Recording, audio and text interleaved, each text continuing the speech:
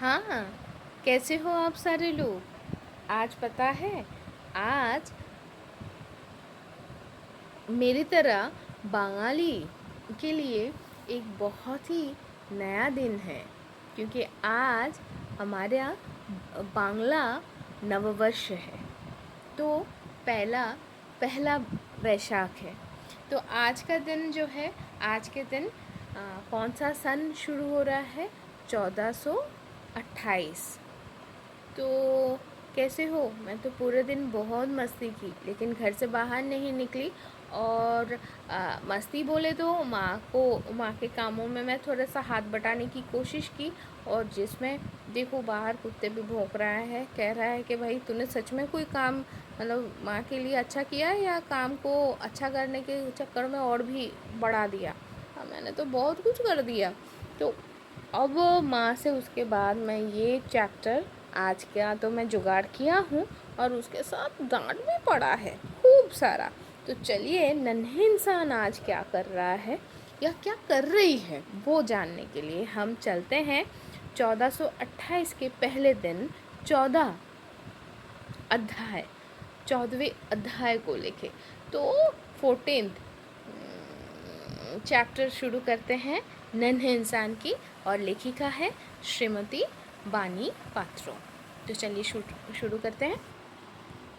अपने घर पे जब नन्हे इंसान जब टैटा लोग आ गए तो स्कूल में जाना, मैदान में खेलना, और शिक्षक मामा के पास शाम को पढ़ने बैठना, और अपने अपने जो कोई गाना सीख रहा है, कोई सिलाई सीख रहा है, तो अपने हमने हिस्से में अपने ही अपने जगत लेके टैटा लोगों का तो पूरा दिन ही बीत जाता था। ऐसे ही चलते चलते एक दिन सालाना परीक्षा आ गया, और एक दिन सालाना परीक्षा ख़त्म भी हो गया।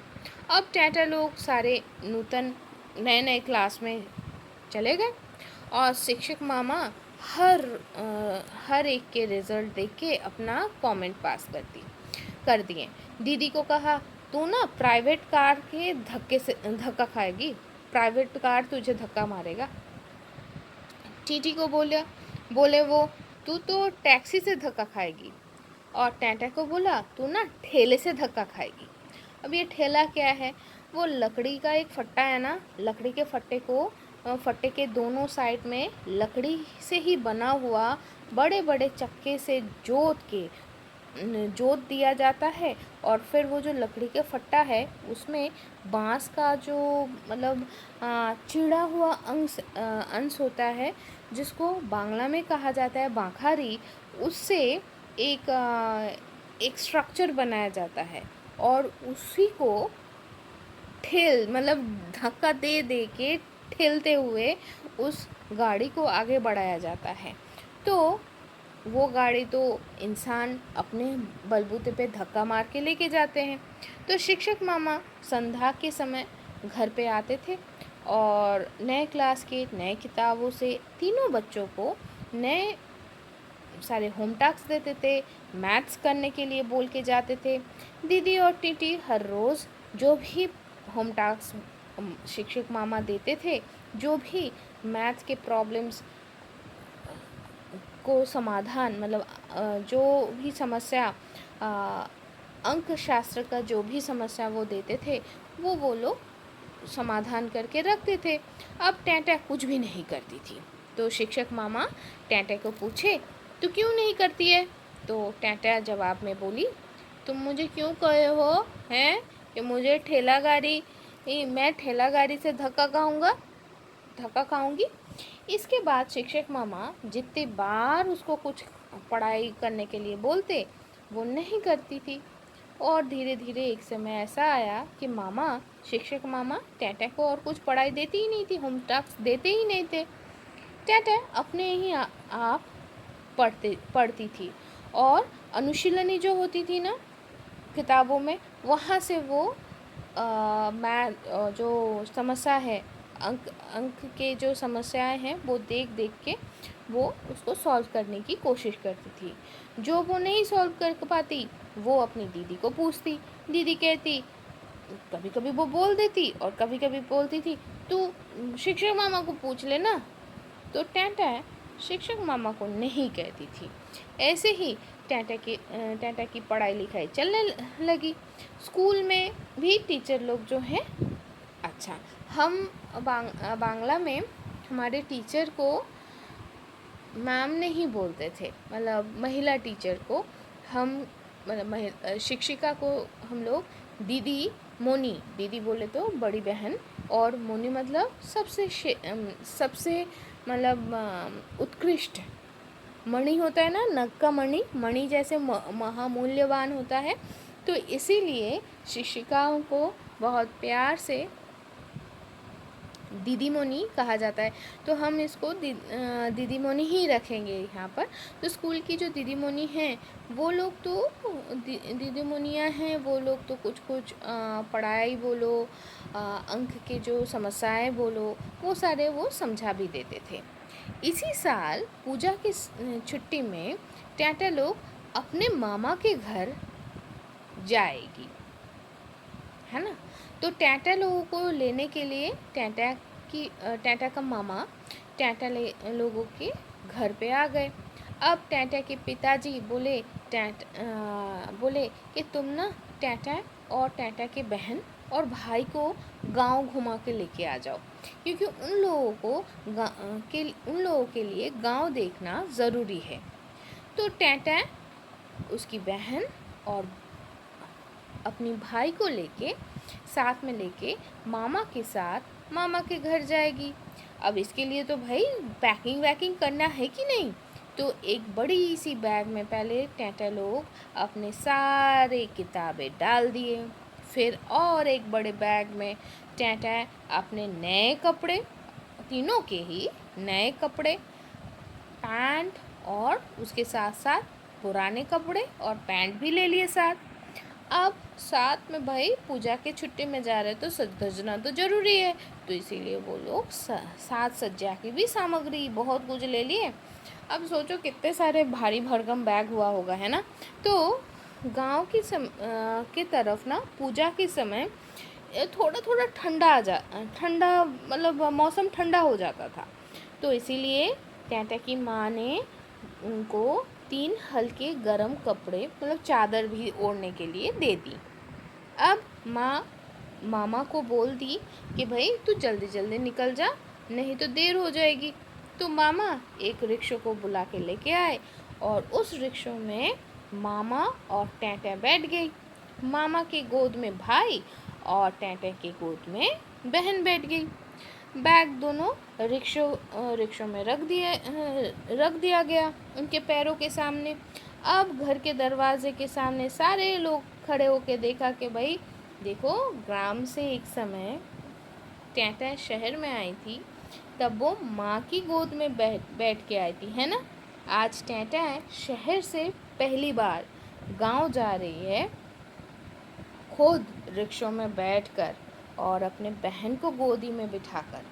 रिक्शा अब रेल स्टेशन के सामने रेल लाइन के बगल में रुक गई। अब उन लोगों को ट्रेन में जाना है। रिक्शों से उतरने के बाद सारे लोग प्लेटफॉर्म में आ गए। मामा टाटा लोगों को और बैग दोनों को एक बेंच के ऊपर बैठा के बोले, कहीं पर भी नहीं जाना, ठीक है, मैं टिकट काटने के लिए जा रहा हूँ। मामा लाइन के ऊपर जो ओवरब्रिज है उसके ऊपर से वो चढ़ के उस तरफ गए और वहाँ से टिकट बना के आ गए। अब लोकल ट्रेन तब भी नहीं आया था, तो आने में थोड़ा देर था। इतने देर में मामा टाटा को बोले, देख जल्दबाजी मत करना, ठीक है, मैं सब कुछ मैं धीरे धीरे ट्रेन में चढ़ा दूंगा, ठीक है, तुम सारे धीर धरना। ठीक वही समय ट्रेन भी प्लेटफॉर्म में आके रुक गया। कुछ यात्री उतर गए। मामा टाटा लोगों को लेके दरवाजे के सामने आ गए। टाटा को बोले, तू पहले चढ़ जा। टाटा ट्रेन में चढ़ गई। इसके बाद बहन और भाई को भी वो चढ़ा दिए। फिर आखिर में वो बोले, तू इन दोनों को पकड़ के रखना, ठीक है। टाटा वही की। इसके बाद मामा दोनों बैग को कंधे में लेकर ट्रेन में चढ़ गए। ट्रेन के कमरे में बहुत ज़्यादा लोग नहीं थे और खाली खाली था। तो पता है, टैटा और टैटा की बहन दोनों खिड़की के बगल वाले सीट में बैठ गए। मामा भाई को पकड़ के उन लोगों के ही बगल में बैठ गए। मामा कहे थे कि खिड़की से बाहर हाथ मत निकालना। तो टैटा हाथ तो नहीं निकाली, लेकिन बैठ बैठ के खिड़की से ही बाहर का दृश्य देखते हुए वो चली। ट्रेन चल रहा है हू हू करते हुए, और टैटा एक पहले तो उसने क्या देखा, एक बहुत बड़ी सी झील। उस झील में कितने सारे अनजाने पक्षी थे पता है, और उसमें जो पाना, वो जो हरे रंग तैरने वाला जो पौधा होता है ना, उसके वन में कितने सारे वक बोले तो सारस झील में, वक बोले तो क्रेन, हाँ क्रेन, उस झील के पानी में, झील के एक साइड में एक पैर में वो लोग खड़े थे ताकि वो लोग मछली पकड़ पाए। और इसके बाद वाले स्टेशन में जब ट्रेन रुकी तो तब कितने सारे इंसान चढ़ गए कमरे में। फिर बाकी जो सारे खाली सीट थे वहाँ पर बैठ गए। ट्रेन प्लेटफॉर्म छोड़ के जाते जाते जितना आगे बढ़ने लगी, उतना ही टैटा के आँखों के सामने खाली मैदान आँखों के सामने आते गए। दूर खड़े कितने बड़े बड़े पेड़ दिखे। इसके बाद टैटा देख पाई कि पूरा ज़मीन, सामने वाला जो ज़मीन है, पूरे हरे भरे कैसे कैसे कुछ घास जैसे से पौधों से पूरा हरा भरा भरा हुआ था। तो मामा तब दिखा के बोले, टैटा को बोल दिए कि पता है ये सारे धान हैं, जैसे चावल होते हैं, ठीक है, तो ये सारे धान के पौधे हैं। अभी भी इसमें से सुनहरे धान नहीं बना है, बोले तो चावल नहीं बना। तो भाई अच्छा, एक चीज़ हमें जानना है कि जब तक कवर के अंदर चावल रहता है तब तक उसको धान बोलते हैं, और जब उसको उबाल के फिर सुखा के उससे वो कवर निकाल के अंदर का जो बीज है वो निकाला जाता है, तो वो बीज हमारे पास एज ए चावल हम जानते हैं, ठीक है। हम बांग्ला में बोलते हैं चाल, आप लोग बोलते हो चावल, लेकिन जब तक उसके ऊपर जो कवर है सुनहरे रंग का तब तक वो धान है, ठीक है बच्चों। तो चलो शुरू करते हैं। तो ट्रेन चल रहा है हू हू करके, और टैटा और कुछ भी नहीं देख पाई, पता है, क्योंकि सामने से एक बहुत बड़ा सा ट्रेन सब कुछ को ढक के हुश करके निकल गया। तो कुछ देर बाद टैटा देख पाया कि एक जगह था, वो जगह ना पूरा भरा हुआ था सफ़ेद रंग का काश फूल से। कुछ दिन पहले एक कविता, मैं अपने पिताजी का बोला हुआ एक कविता मैं आप लोगों के सामने अनुवाद करके आप लोगों को सुनाई थी, है ना, और उसमें मैं एक तस्वीर भी आप लोगों के साथ शेयर की थी नेट से ही। तो वो जो फूल है एमपी में बहुत दिखता है, और मैं तो हमारे यहाँ पर भी बहुत देखी हूँ। तो आज हम लोगों को पता है कि काश फूल होता क्या है ना। तो वो काश फूल, सफ़ेद काश फूल से पूरा भरा हुआ था वो ज़मीन। तो मामा कही, देख बेटा कितना सुंदर है ना ये सारे फूल। तो ऐसे ही प्रकृति की अद्भुत अद्भुत रूप और सौंदर्य देखते हुए और मामा की वर्णना सुनते हुए टैटा चलने लगी ट्रेन में बैठ के। ऐसे ही चलते चलते एक समय टिकट चेकर आए, मतलब वो आके टैटा लोगों से एक टिकट देखने के लिए मांगे। तो तब मामा ने सबकी टिकट दिखा दी। फिर वो ट्रेन ना कहीं पर एक रुका, तो वो होकर चढ़ गए कमरे में, और चढ़ के वो लोग कितने प्रकार की चीज़ें बेचने शुरू कर दिए। अभी कहीं पर फिर ट्रेन जब रुका तो एक अंधा भिखारी भिक्षा मांगने के लिए भी उस ट्रेन में चढ़े। ट्रेन के अंदर बाहर के दृश्य देखते हुए टैटा लोग वो अपने गंतव्य वाले स्टेशन में आ पहुँचे। मामा तब उन लोगों को लेके दरवाजे के सामने आ गए। जहाँ तक ट्रेन रुकी तो मामा दोनों बैग लेके उतर गए। फिर टाटा को उतरने के लिए बोले। वो भाई और बहन के हाथ पकड़ के वो तो उतार दी, और टाटा ने क्या क्या पता है, वो ना ट्रेन से कूद के उतर गई अकेले। फिर ट्रेन से जब उतर गए सारे सामान के साथ तो मामा बोले, देख हम लोगों को ओवरब्रिज से ऊपर चढ़ के उस तरफ जाना है, और हम अगर ओवरब्रिज से नीचे उतरेंगे तो सीधे बस स्टैंड में पहुंच जाएंगे। तो टाटा सीढ़ी से आगे आगे चढ़ने लगी। उसके पीठ में सारे किताब है, किताबों का बैग था। और मामा के कंधे में उन लोगों का सारे कपड़ों का बैग था, और दोनों हाथ में भाई और बहन को पकड़ के वो चलने लगे। अब ओवरब्रिज क्रॉस करके आखिरी सीढ़ी से जब वो लोग उतर गए, उसके बाद चारों जने एक बस में चढ़ गए।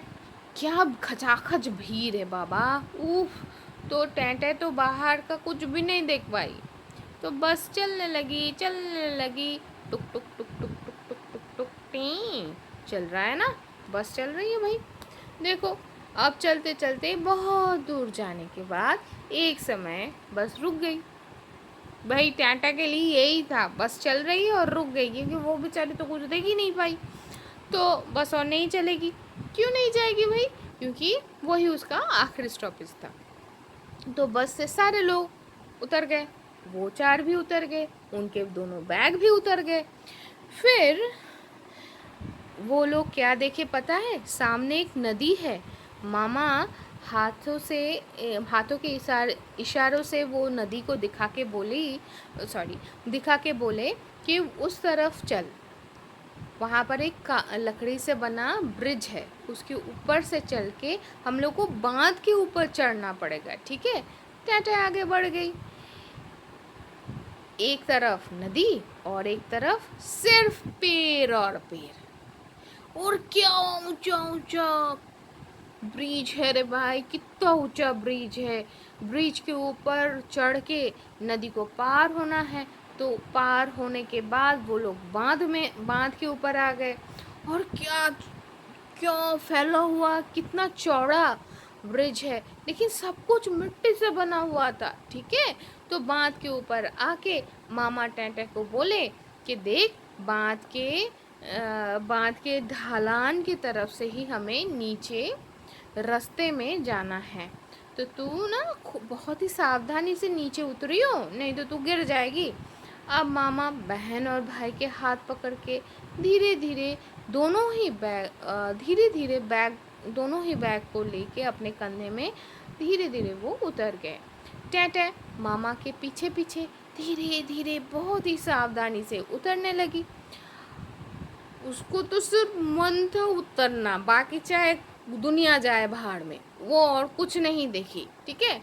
बहुत देर बाद बांध के जो ढलान है वहाँ से वो लोग जब उतर आए, उतरने के बाद टाटा अपने पीछे मुड़ के देखनी चाहिए कि वो कहाँ से उतर के आई है, कौन सा रास्ता वो पार करके आई है। तो जब पीछे मुड़ी तो वो कुछ नहीं देख पाई। वो जो लकड़ी की ब्रिज बोलो या वो बड़े बड़े जो पेड़ पौधे, कुछ नहीं दिखा तो सिर्फ दिगंत से, मतलब क्या बोलूँ, एकदम दिगंत विस्तृत शरद की आकाश, सिर्फ वही उसको दिखी। और जो बांध के उस पार पूरा का पूरा उसको छा के उसमें ही विलीन हो चुकी है वो आकाश। मामा अब अपने सामने पीछे देखे कि कहीं पर नहीं है। अब देखो भाई, मामा तो ढूंढने लगे, लेकिन मामा की तरफ देखने का भी फुर्सत नहीं थी छोरी को। हमारे टाटा तो तब भी आकाश ही देख रही थी। तो भाई मामा तो तब तक ढूंढने लगी। फिर जब वो पीछे मुड़ के देखे तो फिर मामा बोले, अरे तू वहाँ पर खड़े होके क्या कर रही है छोरी? हैं, इधर आ जा जल्दी से। तो तब तक अब मामा की आवाज़ मिलते ही वो जल्दी जल्दी दौड़ते हुए टुक टुक टुक टुक करके अपने मामा के पास आ गई। ठीक, अब मामा रिक्शा स्टैंड से एक रिक्शा भाड़े में लिए और 4 जने मिलके उसके ऊपर बैठ गए। अब रास्ते के ऊपर से वो चलना शुरू किया। रिक्शा में बैठ के टैं टैं देखने लगी आसपास चारों तरफ। तो दोनों तरफ पूरा दिगंत विस्तृत क्या बोलूँ मैदान था। भाई गांव गांव है, खाली ज़मीन बहुत है, मैदान ही मैदान है। ठीक है, और कुछ कुछ जगह पे ना धान का पौधा और काश का झाड़, काश फूल का जो झाड़ है, और दो और कहीं कहीं कभी कभी दोनों तरफ बहुत लंबे लंबे, बहुत ही लंबे लंबे पेड़ थे। तो बहुत दूर वो जो रास्ता है वो उसमें बस चलने लायक वो चौड़ा है। तो वो जो बस रास्ता में आने के बाद मामा कहे बाएं तरफ अगर हम लोग जाते हैं तो ये हमारा घर के तरफ जाएगा। तो रिक्शा भी बाएं तरफ घूम गया, रिक्शा भी घूम गई। अब मामा के घर के तरफ चलने लगे। थोड़ी दूर आने के बाद मामा दाहिने तरफ दिखा के टेंटे को बोले, देख ये हम लोगों के स्कूल का मैदान है, और वो है ना, वो हमारा स्कूल है। स्कूल को आगे रख के नहीं, हम ऐसे बोलेंगे, स्कूल को पीछे छोड़ते हुए और थोड़ा सा आने के बाद मामा कहे, अच्छा ये हमारा बाज़ार है। बाज़ार को बाएं तरफ छोड़ के एक दुकान दिखाई पड़ने लगा। तो तब मामा बोले, ये हमारा दुकान है। अब रिक्शो जब मामा लोगों के दुकान को भी पीछे रख के आगे बढ़ गए तो थोड़ी दूर जाने के बाद वो रुक गया। क्यों? क्योंकि और नहीं जाएगा। तो मामा भाड़ा दे दिए रिक्शा वाले को। फिर एक मिठाई का दुकान है, वहाँ से मामा मिठाई खरीदे। फिर मामा अपने कंधे में वो बड़ा वाला बैग और टैंटा अपने कंधे में वो किताबों का बैग लेके भाई और बहन को साथ में लेके मामा के घर चलने लगे। अब मिट्टी के जो एकदम बारीक सा जो रास्ता होता है ना, उसके ऊपर से वो लोग चलने लगे। और इस रास्ते के दोनों तरफ बड़े बड़े आसमान को ढकने वाला पेड़ थे। वो जो पेड़ थे ना दोनों तरफ के, वो आपस में अपने अपने मुंडी पे मुंडी डाल के ऐसे लग रहा था जैसे दंगल होता है ना, दंगल में जैसे दो पहलवान अपने अपने मुंडी को पूरा जोड़ के चलते हैं, वैसे मुंडी डाल के खड़े थे। आसमान तो देख ही नहीं पाओगे, ऐसा भरा हुआ था। अब मिट्टी के वो बारीक से रास्ते से थोड़ी दूर आने के बाद मामा कहे, वो हमारा क्लब है। और थोड़ा दूर आने के बाद एक छोटा सा तालाब दिखा, और उसके ही बगल में एक बारांदा, आप लोग कैसे प्रोनाउंस करते हो, बरांदा दिया हुआ एक मिट्टी का घर था। वो 2 मंजिला था, है ना। तो उसका वो बैक साइड था। उसके ही बगल से जाने के बाद, दाहिने तरफ से जाने के बाद टैंटा लोग आ गए अपने मामा के घर। हम लोग कैसे बोलते हैं पता है मामा के घर को? मामा बाड़ी। तो मामा बाड़ी तो आ गए वो लोग। अब वहाँ पर टैंटे लोगों की जो दीदा है, दीदा बोले तो आप लोग क्या बोलते हो? नानी। तो टैंटे लोगों की जो नानी है वो अकेले बैठी हुई थी। तो मामा के जो घर है ना वो थोड़ा सा ऊंची ज़मीन में था, और उसका जो चौल था ना वो खौर बोले तो अच्छा, जब धान का जो पौधा है वो बढ़ के पक जाता है और उसमें से जब हम धान को अलग कर लेते हैं तो वो जो रह जाता है ना उसका जो स्टेम वाला पोर्शन, उसको कहा जाता है खौर। ठीक है, तो उस खौर का छावनी मतलब वो चौल बनाया हुआ था, और वो एक 2 मंजिला मिट्टी का घर था।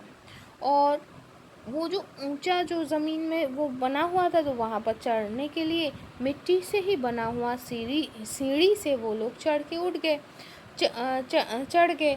फिर घर के बगल से वो लोग पहले कहाँ पहुँचे पता है? थोड़ा सा पहले एक रॉक में पहुँचे, फिर वहाँ से वो लोग फिर ऊंचा एक रॉक में पहुँचे। मतलब रॉक बोले तो आंगन है ना। तो पहले एक नीचा आंगन, फिर एक ऊंचा आंगन में चढ़े। उसके बाद अच्छा, ये जो आंगन है ना, ये जो ऊंचे वाले आंगन है, उसके दोनों तरफ मिट्टी का दीवार है, और उसके फिर उसको फाँदने के बाद ही आपके सामने दो आजू बाजू दो मिट्टी का घर दिखेगा, कमरा दिखेगा, घर नहीं कमरा दिखेगा। ठीक है। अब मामा बाड़ी में वो लोग पहले तो आए, और फिर आके थोड़ी देर के लिए वो लोग बैठ गए। अच्छा, यहाँ पर टैटा ने और एक चीज़ नोटिस की थी कि ये जो आंगन और घर है ना, दोनों का चौल खड़ से ही बना हुआ था, लेकिन वो अलग अलग था। ठीक है ना। तो चलो भाई, अब क्यों वो देख पाई, क्योंकि वो आने के बाद थोड़ी देर बैठी थी। फिर बैठने के बाद हाथ पैर धोए, साफ सुथरा हो गए। फिर मूढ़ी बोले तो आप लोग क्या बोलते हो? अच्छा, नॉर्थ इंडिया में मूढ़ी को आप लोग कहते हो परमल। ठीक है। और कुछ साइड में इसको कहा जाता है लाई, और कुछ लोग भेल भी बोलते हो। ठीक है। तो भाई मूढ़ी और मिष्टी, जो मिठाई खरीदे थे ना मामा, वो सारे मूढ़ी के साथ वो लोग खा लिए। अब टैटा के जो दादू है, दादू बोले तो नाना जी का एक भाई है, वो भी चचेरे भाई हैं।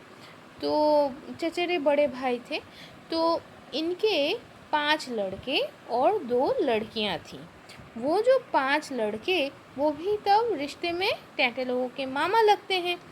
तो टैटे के जो नाना जी हैं, जब वो गुज़र गए, तो तब टैटा का जो मामा है वो बहुत छोटे थे। इसीलिए वो जो 5 मामा हैं ना, वो नानी के सारी ज़मीन जायदाद की देखभाल करते थे। टैटा की माँ तो शहर में रहती हैं, इसीलिए वो 5 मामा टैटा के पिताजी को बोल दिए थे कि जीजा जी, आप अपने बच्चों को ना हमारे घर पे भेज देना, कोई दिक्कत नहीं आएगा। ठीक है। तो अब टैटा लोग उन 5 मामाओं के घर पे जाएंगे। तो भाई 5 मामा हैं, हर एक के घर में जाना बोले तो बहुत तामझाम है। तो भाई उनको तो थोड़ा सा प्रिपरेशन करनी है। तो इसीलिए आज की स्टोरी यहाँ पर ही हम ख़त्म करते हैं। हम अगले दिन जानेंगे कि हुआ क्या इसके बाद। तो ये तो है, बस हो गया आज की कहानी यहाँ पर ही ख़त्म। लेकिन ख़त्म करने से पहले एक मेरा अनुभव मैं आप लोगों से ना शेयर करके, मतलब शेयर करने की लोभ में नहीं, संवरण नहीं कर पा रही हूँ। ऐसा है कि मैं जब बहुत छोटी थी, अभी भी बहुत ज़्यादा बड़ी हूँ तो नहीं हूँ, लेकिन हाँ, जब मैं बहुत एकदम नन्ही सी थी, तो मुझे याद है तब जब आसमान की तरफ देखती थी, और जो काले काले बड़े बड़े चींटी होते हैं ना, उनको देखती थी। मतलब कितनी छोटी थी तब बोलो तो, जब मेरे पिताजी का एक चप्पल मैं अपने 3 कदमों से नाप पाती थी, मैं जब इतनी छोटी थी। तो उस समय आसमान को देखती और वो चींटी को देखती, और आसमान को देखते हुए मुझे लगता था कि वो आसमान तो मुझे ढक दिए। मैं बहुत छोटी हूँ। फिर जब मैं थोड़ी सी बड़ी हो गई, अभी जब गंगा जी के सामने जाती हूँ, या बहुत बड़ा कोई पहाड़ या समुंदर देख लेती हूँ, तब भी मुझे ये एहसास होता है, और आसमान तो है ही खैर, जब भी मैं देखती हूँ आसमान को, तब भी मुझे ये लगता है, वो जो नन्ही सी चींटी है ना, देखो वो तो आसमान की तरफ देखती है या नहीं मुझे नहीं पता, लेकिन मुझे वो एहसास फिर से महसूस होता है कि हम कितने छोटे हैं यार, बहुत छोटे। तो सच्ची में जैसे हमारे जो टैटा हैं, वो भी देखो, जो भी जीवन में जो भी रास्ता चलते हुए आई, वो पार करके आई, फिर पीछे मुड़ के जब दिखी, तो उसको दिखा सिर्फ आसमान, एक खुला आसमान। हम सारे शायद इसी खोज में हैं। हाँ, शायद अभी भी मुझे वही दिखता है, सिर्फ आसमान ही दिखता है, और ख़ुद को मैं बहुत छोटी पाती हूँ। और फिर क्या लगता है पता है, आसमान जैसे मुझे जकड़ के खड़ी है। खड़ी है, खड़ा है, मुझे नहीं पता, but it always seems like it is hugging me, or I'd rather say he is hugging me with a very warm welcome to its own kingdom. तो चलिए दोस्तों, आज का नववर्ष, बांग्ला नववर्ष आपको भी और हम सबको बहुत शुभता लेके आए। बस यही आशा करते हुए आज हम यहाँ पर ही ख़त्म कर रहे हैं। हम अगले हफ्ते फिर मिलेंगे, लेकिन पता नहीं तब तक मैं माँ से कितना डांट खा जाऊँगी और कैसा क्या होगा। तो बी हैप्पी, और एक रिक्वेस्ट ज़रूर करूँगी, अपने अंदर की जो नन्हे इंसान है उसको फुदकने दीजिए खुशी से, है ना। तो चलिए, टाटा।